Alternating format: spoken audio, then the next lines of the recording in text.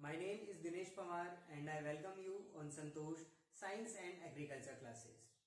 कहते हैं मिट्टी हर चीज के लिए जरूरी है तभी तो हमें उससे फसलें मिलती है, उससे खाने की सारी चीजें जो किसान उस पर बोता है वो हम ले सकते हैं। लेकिन जब तक हमें मिट्टी के बारे में ही पता नहीं होगा, क्या हम किसी फार्मर की मदद कर सकते हैं? बिल्कुल नहीं। तो आइए स्टार्ट करते हैं हम हमारा सबसे पहला टॉपिक सॉइल के बारे में, जो कि है कंपोजिशन ऑफ सॉइल। मतलब सॉइल के अंदर कौन कौन से घटक पाए जाते हैं, किन चीजों से मिलकर हमारी सॉइल बनी होती है। जब सॉइल के फॉर्मेशन की बात करते हैं तो हम सभी जानते हैं सॉइल में क्या है, छोटे छोटे कंकर हैं, छोटी छोटी मिट्टी सी है पूरी। तो ये मिट्टी तो होती ही है, लेकिन इसके साथ भी बहुत सारी चीजें होती है जिसे जानना हमें बहुत जरूरी है।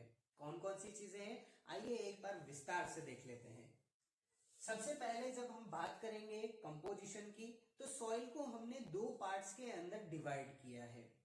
एक तो पार्ट है जिसे हमने नाम दिया है सॉलिड स्पेस, और दूसरा जो पार्ट है उसे हम नाम देते हैं एयर स्पेस।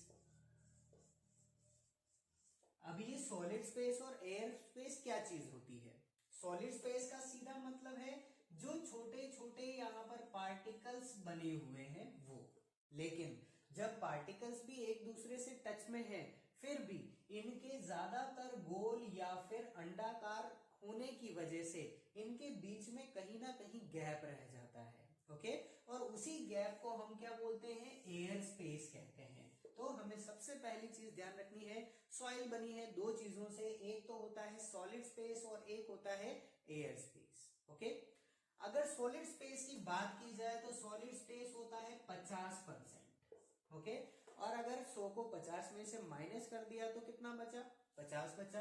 तो बाकी बचा हुआ 50% जो है वो क्या है? हमारा एयर स्पेस हो गया। ठीक है, ये चीज तो क्लियर हो गई।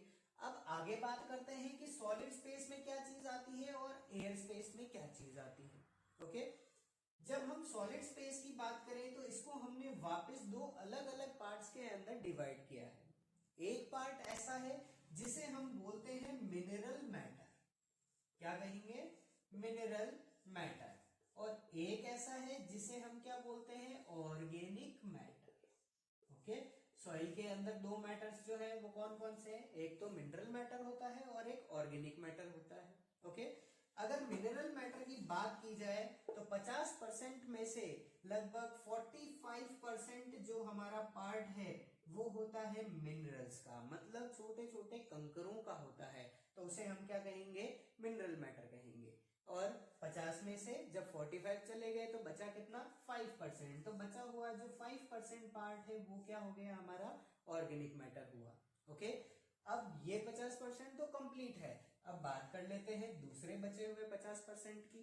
तो जब हम एयर स्पेस को हम डिवाइड करते हैं तो हमारे पास दो तरह के एयर स्पेस होते हैं। एक तो वो जो कि बड़े होते हैं अपनी साइज में, और एक वो जो कि अपनी साइज में छोटे होते हैं। तो जो बड़े पोर्स या फिर बड़े आकार के जो हमारे गड्ढे हैं कणों के बीच में, उसे हम नाम देते हैं मैक्रोपोर। क्या नाम देते हैं? मैक्रोपोर। और जो छोटे हैं उनको हम नाम देते हैं माइक्रोपोर।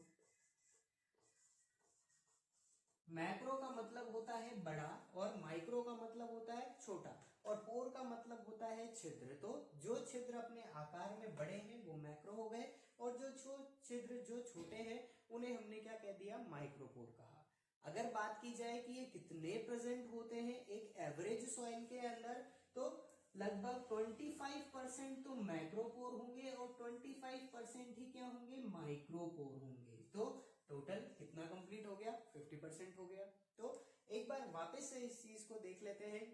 कंपोजिशन ऑफ सॉइल में दो तरह के हमारे पास चीजें आ गई। एक तो हो गया सॉलिड स्पेस और एक क्या हुआ? Air space.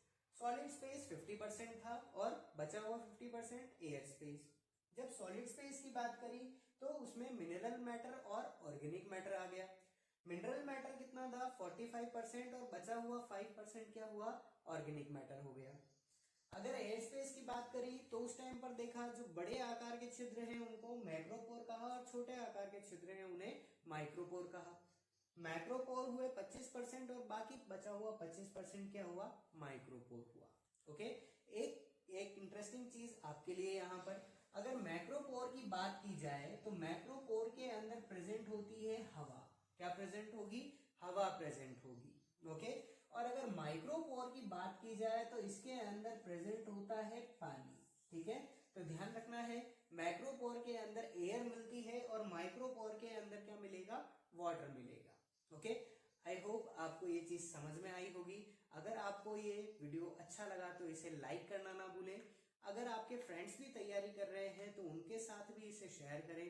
कमेंट बॉक्स में मुझे कमेंट करके आप इससे रिलेटेड क्वेश्चंस पूछ सकते हैं। और एट लास्ट इस चैनल को सब्सक्राइब करना और बेल आइकन को दबाना ना भूलें, ताकि ऐसे ही और इंटरेस्टिंग वीडियोस आप टाइम पर देख सकें। Thank you.